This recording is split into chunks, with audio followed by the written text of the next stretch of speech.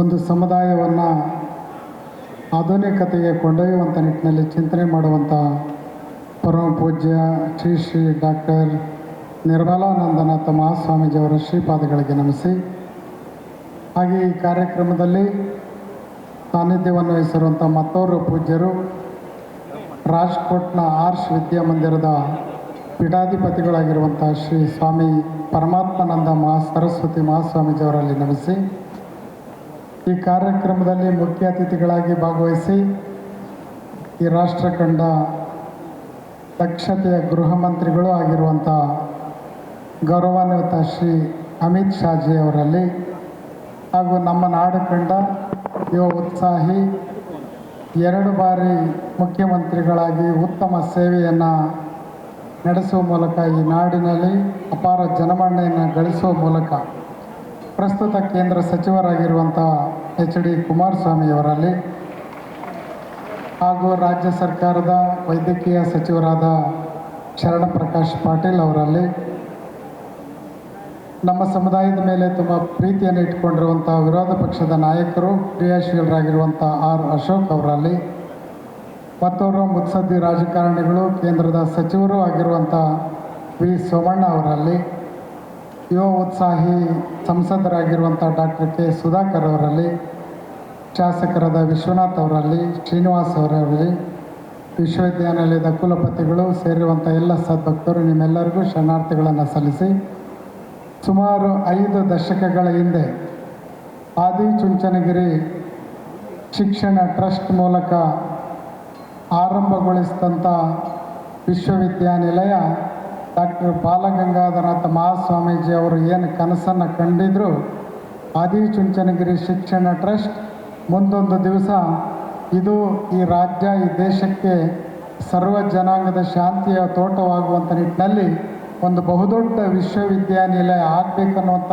ಕನಸನ್ನು ಏನು ಕಂಡಿದ್ರು, ಅದನ್ನು ಇವತ್ತು ಡಾಕ್ಟರ್ ನಿರ್ಮಲಾನಂದನಾಥ ಮಹಾಸ್ವಾಮೀಜಿಯವರು ಲೋಕಾರ್ಪಣೆಗೊಳಿಸುವ ಮೂಲಕ ಸಾಕಾರಗೊಳಿಸಿದರೆ ಅದು ನಮ್ಮ ನಾಡಿಗೆ ಸಿಕ್ಕಂಥ ಬಹುದೊಡ್ಡ ಹೆಮ್ಮೆ ಅಂಥೇಳಿ ಹೇಳಬೇಕಾಗ್ತದೆ ಎನ್ನುವಂಥದ್ದು. ಒಂದು ಸಮುದಾಯವನ್ನು ಹೇಗೆ ಕಟ್ಟಬೇಕು ಅನ್ನುವಂಥ ನಿಟ್ಟಿನಲ್ಲಿ ಚಿಂತನೆ ಮಾಡಿದಂಥವರು ಡಾಕ್ಟರ್ ಬಾಲಗಂಗಾಧರನಾಥ ಮಹಾಸ್ವಾಮೀಜಿಯವರು. ನಾನು ಈ ಹಿಂದೆ ಅನೇಕ ಸಂದರ್ಭಗಳಲ್ಲಿ ಹೇಳ್ತಾ ಇದ್ದೆ, ಬಾಲಗಂಗಾಧರನಾಥ ಮಹಾಸ್ವಾಮೀಜಿಯವರು ಒಕ್ಕಲಿಗ ಸಮುದಾಯವನ್ನು ಯಾವ ರೀತಿ ಕಟ್ಟಿದರು ಅಂತ ಹೇಳಿದ್ರೆ, ಅದು ಬೇಡುವಂಥ ಸಮಾಜ ಅಲ್ಲ, ಅದು ನೀಡುವಂಥ ಸಮಾಜ ಅನ್ನುವಂಥ ನಿಟ್ಟಿನಲ್ಲಿ ಡಾಕ್ಟರ್ ಬಾಲಗಂಗಾಧರನಾಥ ಸ್ವಾಮೀಜಿಯವರು ಈ ಸಮುದಾಯವನ್ನು ಕಟ್ಟಿದರು ಅಂಥೇಳಿ ಈ ಸಂದರ್ಭದಲ್ಲಿ ಪೂಜ್ಯರು ನನಗೆ 1 ನಿಮಿಷದಲ್ಲಿ ಮಾತನಾಡೋಕ್ಕೆ ಹೇಳಿದ್ದಾರೆ.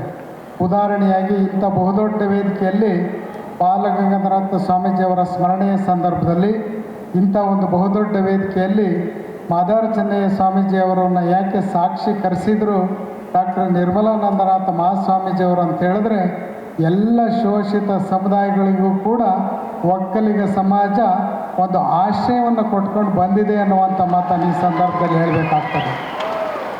ನನ್ನ ಅಕ್ಕಪಕ್ಕದಲ್ಲಿ 2 ಯುವ ನಾಯಕರಿದ್ದಾರೆ, ಕುಮಾರಸ್ವಾಮಿಯವರು ಮತ್ತು ಅಶೋಕ್ ಅವರು.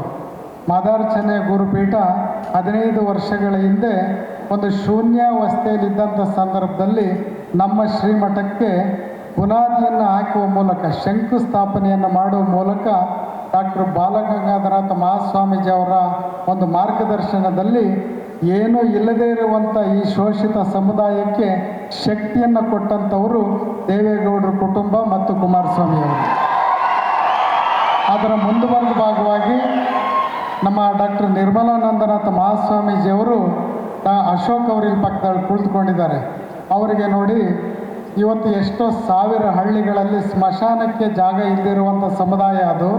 ಅವರು ಮಠವನ್ನು ಕಟ್ಟೋದು ಯಾವಾಗ, ಅವರು ವಿದ್ಯಾರ್ಥಿಗಳನ್ನು ಬೆಳೆಸೋದು ಯಾವಾಗ, ಜ್ಞಾನಾರ್ಜನೆ ಬೆಳೆಸೋದಾಗುವಾಗ ಆ ನಿಟ್ಟಿನಲ್ಲಿ ಆ ಸಮುದಾಯಕ್ಕೆ ಬಹುದೊಡ್ಡ ಒಂದು ಜಾಗವನ್ನು ಕೊಡಬೇಕಂತೇಳಿ ಸುಮಾರು 80 ಎಕರೆ ಜಾಗವನ್ನು ಸ್ವಾಮೀಜಿಯವರು ಅಶೋಕಣ್ಣವರಿಗೆ ಆದೇಶವನ್ನು ಮಾಡಿ ಇವತ್ತು ನಮ್ಮ ಸಮುದಾಯಕ್ಕೆ ಒಂದು ಸಾಮಾಜಿಕವನ್ನು ನ್ಯಾಯವನ್ನು ಕೊಡಬೇಕನ್ನುವಂಥ ನಿಟ್ಟಿನಲ್ಲಿ ಚಿಂತನೆ ಮಾಡಿದಂಥವ್ರು. ಈ ಕಾರ್ಯಕ್ರಮದಲ್ಲಿ ನಮ್ಮ ಸಮುದಾಯದ ಬಗ್ಗೆ ಏನು ಮಾತನಾಡ್ತಾರೆ ಅನ್ನೋದನ್ನು ನೀವು ಕೇಳ್ಬೋದು. ನಮ್ಮ ಸಮುದಾಯ ಅಂತ ಹೇಳಿದ್ರೆ ಸಾವಿರಾರು ವರ್ಷಗಳಿಂದಲೂ ಕೂಡ ತಿರಸ್ಕಾರಗೊಂಡಂಥ ಸಮುದಾಯ. ಅಂಥ ಸಮುದಾಯಕ್ಕೆ ಇವತ್ತು ನಾವು ಭಾಳಷ್ಟು ಜನ ಜಾತ್ಯತೀತ ನಾಯಕರು ಅನ್ನುವಂಥ ಸಂದರ್ಭನ ನಾವು ಹೇಳ್ತಾ ಇರ್ತೀವಿ. ಆದರೂ ನಾನು ಹೆಮ್ಮೆಯಿಂದ ಹೇಳ್ಕೊಳ್ತೀನಿ, ದೇವೇಗೌಡರ ಕುಟುಂಬ, ಒಕ್ಕಲಿಗ ಸಮಾಜ ನಮ್ಮಂಥ ಅನೇಕ ಸಮುದಾಯಗಳನ್ನು ಕೈ ಹಿಡಿದು ಮೇಲಕ್ಕೆತ್ತಿದಂಥ ಸಮಾಜ ಅಂತೇಳಿ ಹೇಳೋದಕ್ಕೆ ತುಂಬ ಹೆಮ್ಮೆ ಅನ್ನಿಸ್ತಾ ಇದೆ. ಇವತ್ತಿಗೂ ಕೂಡ ಮುಂದುವರೆದ ಭಾಗವಾಗಿ ಆದಿಚುಂಚನಗಿರಿ ಮಹಾಸಂಸ್ಥಾನ ಮಾದಾರಚನ್ನೆಯ ಗುರುಪೀಠವನ್ನು ಒಂದು ಶಾಖಾ ಮಠದ ರೀತಿಯಲ್ಲಿ ಆಶೀರ್ವಾದ ಮಾಡ್ತಾ ಇದೆ. ಅದಕ್ಕೆ ನನಗೆ ತುಂಬ ಹೆಮ್ಮೆ ಅನ್ನಿಸ್ತಾ ಇದೆ. ಅವರ ಋಣವನ್ನು, ಆ ಸಮಾಜದ ಋಣವನ್ನು ಮುಂದಿಟ್ಟುಕೊಂಡು ನಮ್ಮ ಸಮಾಜವನ್ನು ಕೂಡ ಮುಖ್ಯ ವಾಹಿನಿಗೆ ತರುವಂಥ ನಿಟ್ಟಿನಲ್ಲಿ ಪ್ರಯತ್ನವನ್ನು ಮಾಡ್ತೀನಿ ಅನ್ನುವಂಥ ಮಾತನ್ನು ಈ ಸಂದರ್ಭದಲ್ಲಿ ಹೇಳುತ್ತಾ, ಇಲ್ಲಿ ಅಮಿತ್ ಶಾಜಿ ಅವರು ಕುಳಿತುಕೊಂಡಿದ್ದಾರೆ. ನಮ್ಮ ಸಮಾಜ ಸುಮಾರು 3 ದಶಕಗಳ ಕಾಲ ಒಳ ಮೀಸಲಾತಿ ಅಂದರೆ ಇಂಟರ್ನಲ್ ರಿಸರ್ವೇಷನ್ ಬಗ್ಗೆ ಹೋರಾಟವನ್ನು ಮಾಡ್ಕೊಂಡು ಬರ್ತಾ ಇತ್ತು. ಅಮಿತ್ ಶಾಜಿಯವರು ಇದಕ್ಕೆ ಒಂದು ತಿಲಾಂಜಲಿ ಆಡಬೇಕು. ಕರ್ನಾಟಕದಲ್ಲಿ ಮಾದಿಗ ಸಮಾಜ ಭಾಳ ಹಿಂದುಳಿದಿದೆ, ಆ ಸಮಾಜಕ್ಕೆ ಸಾಮಾಜಿಕ ನ್ಯಾಯವನ್ನು ನೀಡಬೇಕನ್ನುವಂಥ ನಿಟ್ಟಿನಲ್ಲಿ ಕೇಂದ್ರದಲ್ಲಿ ನಮಗೆ ಬೆಂಬಲವನ್ನು ಮಾಡಿ ಮೀಸಲಾತಿ ವರ್ಗೀಕರಣ ಆಗಬೇಕಂತೇಳಿ ಅಮಿತ್ ಶಾಜಿಯವರು ಮತ್ತು ನರೇಂದ್ರ ಮೋದಿಯವರು ನಮ್ಮ ಸಮಾಜಕ್ಕೆ ಸಾಮಾಜಿಕ ನ್ಯಾಯಕ್ಕೆ ಒಂದು ಭರವಸೆಯನ್ನು ಕೊಟ್ಟು ಬೆಂಬಲವನ್ನು ನೀಡಿದರು. ಆದರೆ ಈಗ ತಾನೇ ಹೇಳ್ತಾ ಇದ್ದೆ, ಕಾರಣಾಂತರಗಳಿಂದ ಇವತ್ತು ಆ ಒಂದು ಬೇಡಿಕೆ ಮುಂದೂಡ್ತಾ ಇದೆ ಅಂಥೇಳಿ ಶಾಜಿ ಅವ್ರಿಗೆ ಹೇಳ್ತಾ ಇದೆ. ಆಗ ಅಮಿತ್ ಶಾಜಿ ಅವರು ಹೇಳಿದರು, ನಿಮ್ಮಂಥ ಶೋಷಿತ ಸಮುದಾಯಗಳ ಜೊತೆ ನಾವು ಯಾವಾಗಲೂ ಕೂಡ ಇರ್ತೀವಿ ಅಂತ ಹೇಳ್ತಾ ಇದ್ದರು. ಅವರ ಮಾರ್ಗದರ್ಶನ ಮತ್ತು ಒಕ್ಕಲಿಗ ಸಮಾಜದ ಆಶೀರ್ವಾದ ನಮ್ಮಂಥ ಸಣ್ಣ ಪುಟ್ಟ ಸಮುದಾಯಗಳ ಮೇಲೆ ಸದಾ ಇರಲಿ ಅನ್ನುವಂಥ ಮಾತನ್ನು ಈ ಸಂದರ್ಭದಲ್ಲಿ ವ್ಯಕ್ತಪಡಿಸಿ ಪೂಜ್ಯರಿಗೆ ಧನ್ಯವಾದಗಳನ್ನು ಸಲ್ಲಿಸಿ ಅವರ ಆಶೀರ್ವಾದವನ್ನು ಬಿಡುತ್ತಾ ನನ್ನ ಮಾತುಗಳು ವಿರಾಮನೆ ಕೊಡ್ತೀನಿ. ಎಲ್ಲರಿಗೂ ಶರಣಾರ್ಥಿ.